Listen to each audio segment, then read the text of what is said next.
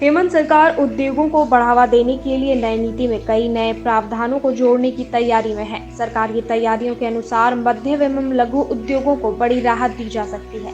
माना जा रहा है कि राज्य में 50 करोड़ रुपए तक का निवेश करने वाली कंपनियों को 25 से 30% तक सब्सिडी देने की घोषणा नई उद्योग प्रोत्साहन नीति में कर सकती है। राज्य सरकार MSME यानी सूक्ष्म लघु एवं मध्यम उद्यम सेक्टर को बड़ी भी राहत देने के लिए पुल के प्रस्तावों से बड़ा अवसर देने की तैयारी में है। सरकार की यह भी कोशिश है कि राज्य में स्वास्थ्य के क्षेत्र में निवेश को बढ़ाया जाए और इस बार मल्टी स्पेशलिटी हॉस्पिटल खोलने पर भी रियायत दी जाएगी। इतना ही नहीं, तैयारियों के अनुसार झारखंड में डिस्टिलरी प्लांट खोलने पर भी सरकार सब्सिडी देगी। दरअसल पुरानी उद्योग प्रोत्साहन नीति की समय सीमा समाप्त होने के बाद नई उद्योग नीति तैयार करना सरकार के लिए भी जरूरी है।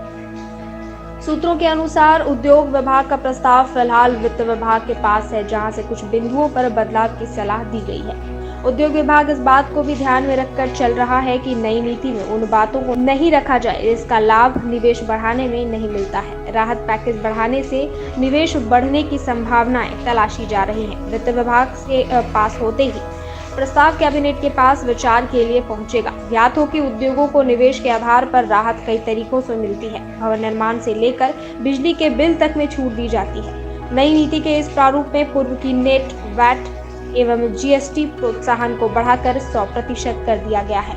कंपनी के निर्माण लागत, रोजगार के प्रावधान आदि के मानकों के अनुरूप छूट कई फेजों में दी जाती है।